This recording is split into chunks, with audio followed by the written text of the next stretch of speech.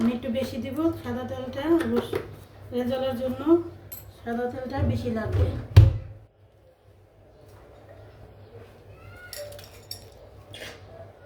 মশলাটি দিয়ে দিলাম।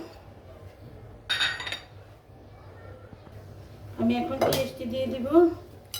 বিসমিল্লাহ।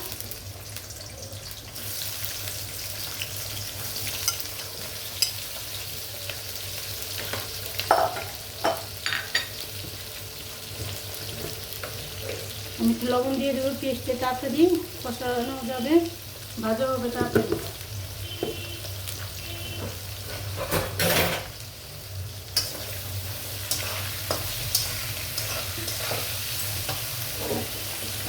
আমি ভালো করে ভেজে নেব। পেঁয়াজটি একটু লাল লাল করে ভাজতে হবে। পেঁয়াজটা নিয়ে ভালো করে ভাজবো।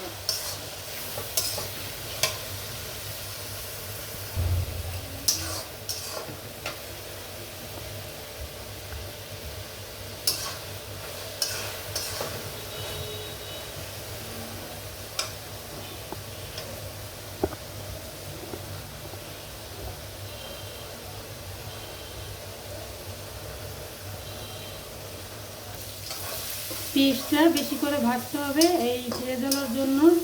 আমি আর একটু ভাজবো, একবারে হালকা লাল করবো, নইলে ভালো লাগবে না।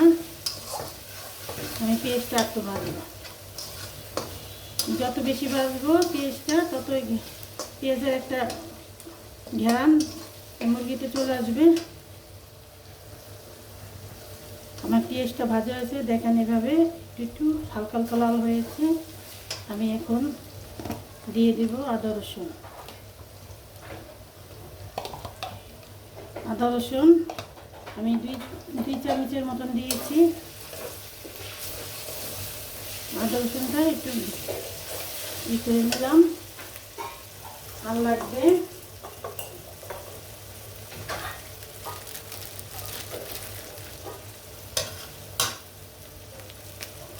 গরম মশলার ফাঁকি, গরম মশলা ফাঁকি আধা চামচ লাগবে।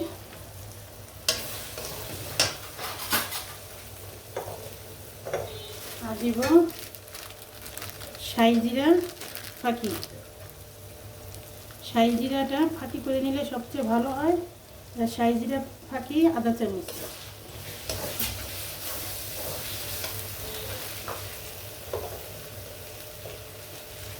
এখন দিব বড় হোস্ট, বড় হোস্টটা দিব আধা চামচ।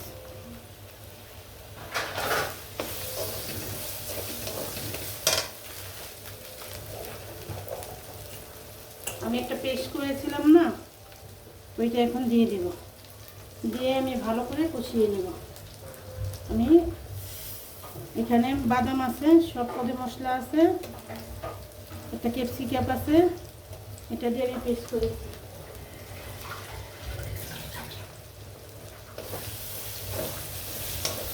মশলাটা ভালো করে মিশিয়ে আমি কষাবো অনেকক্ষণ। দিয়ে দিলাম পানি, মশলা পানি।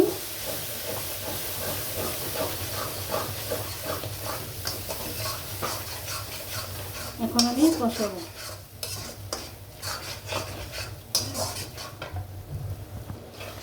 মশলাটা আমি ভালো করে কষাবো।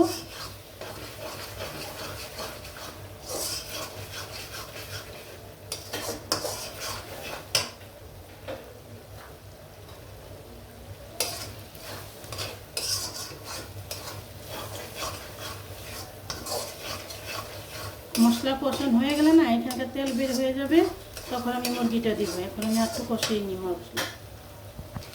দেখেন কষাতে কষাতে যে তেলটি চারদিকে বের হয়ে গেছে। মশলাটা কষানো হলো তরকারি সবচেয়ে ভালো। আমি এখন মুরগিটা দিয়ে দিব। বিসমিল্লাহ।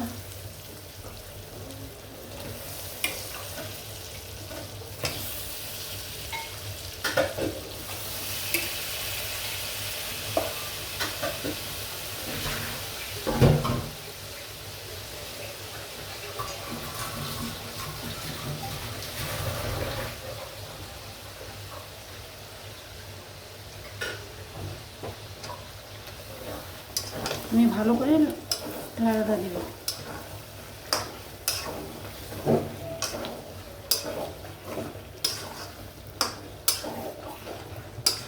মুরগির মাংস অনেক পদে খাওয়া যায়, যা এক দেশে এক রকম নিয়ম, আমরা এভাবে খাই।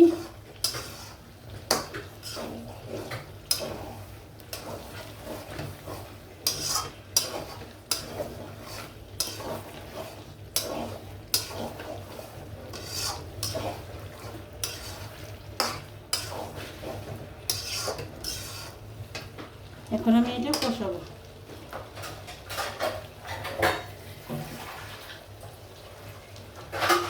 কষিয়ে নিই। আমি একটু চিনি দিব, কেউ খাইলে দিবেন, নাহলে স্কিপ করতে পারেন। আমি একটু চিনি দিব। এখন কষিয়ে নিই মুরগিটি। আমি দেখলাম মুরগিটা কী অবস্থা। এরা নিচে লেগে যাবে, পিস্তা বাদাম আছে, নিচে লেগে যাবে, লাড়ার উপরে রাখতে হবে, এরা নিচে লেগে যাবে। আমি এখানে টক দই দিব। মশলা সব যদি কষিয়ে দিতে হয়, এটা মশলা অর্ধেক হয়ে যায়।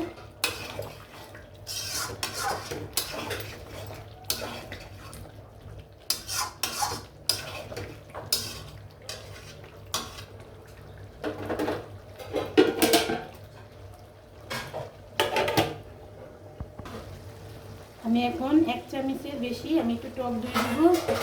টক দইটা দিলে অনেকটাই ভালো লাগবে এরা জ্বালাটা।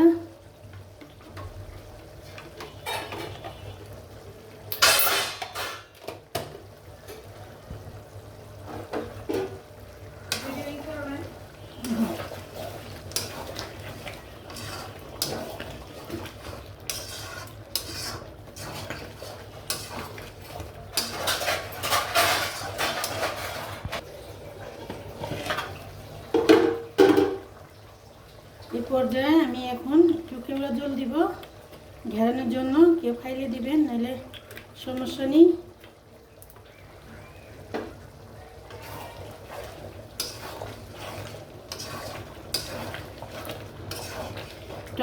টক দইটা দিলে এই ঝোলটা পাতলা হয়ে গেছে।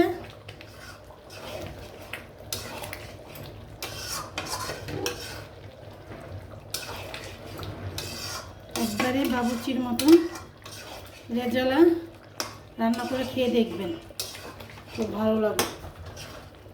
আমার এটা একটু হবে।